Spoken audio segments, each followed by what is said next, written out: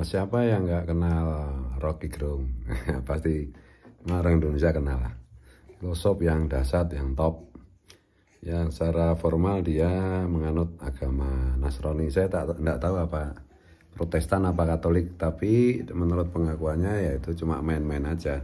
Nah dia bilang dia sendiri seorang agnostik. Agnostik itu percaya pada adanya Tuhan, tapi nggak percaya pada agama-agama formal gitu.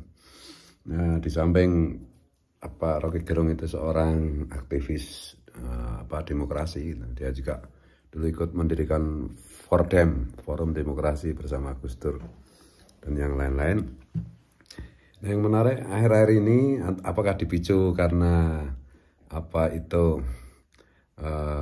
diprovokasi oleh para cebong sehingga ada emosi, kemudian dia menempatkan diri sebagai oposisi. Yang salah satu sisi yang menarik bagi saya itu adalah kalau saya membaca ada semacam pola bahwa di dalam banyak agendanya Rocky Gerung itu termasuk diantaranya adalah demokratisasi. Nah, si Rocky Gerung itu kayaknya juga memotivasi dan memprovokasi ya, kelompok Islam garis keras gitu seperti HTI, FPI, kemudian yang mujahidin apa itu itu sengaja dimotivasi dan diprovokasi Rocky Gerung lewat berbagai macam pernyataan dan statementnya serta pergaulannya itu.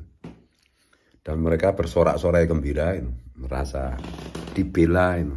Nah di balik itu saya membacanya begini, jangan-jangan Rocky Gerung ini sedang melakukan dalam tanda petik itu pemurtatan umat itu. Yang saya maksud dengan pemurtatan umat itu apa? Rocky Gerung mendorong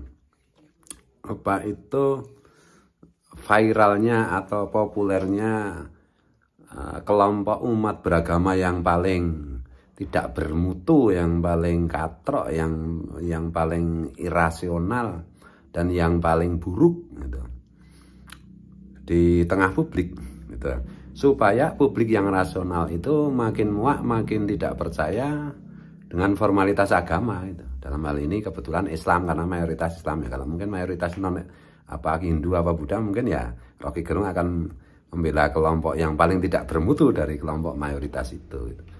Supaya kalau misalnya dalam konteks keindonesiaan karena mayoritas Islam itu Rocky Gerung membela kelompok-kelompok umat Islam yang mengatasnamakan Islam yang paling tidak bermutu, paling tidak kompeten dan paling tidak rasional untuk tampil ke permukaan supaya umat beragama, semua orang itu melihat seolah-olah Islam itu seperti itu, seolah-olah agama formal yang dalam hal ini Islam itu jelek, nggak bermutu seperti itu.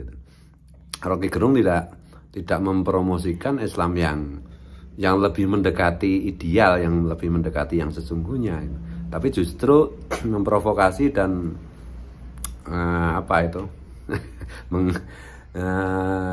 memberikan argumentasi untuk tampilnya di permukaan di tengah publik Islam yang tidak bermutu, yang konyol, yang katrok seperti itu.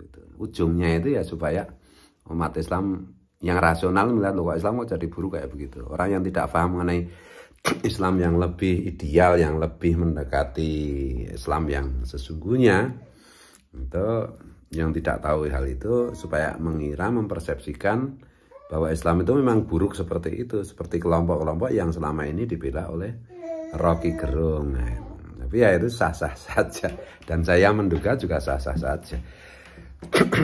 Ya maksudku begini, karena ada hal yang kontradiktif gitu.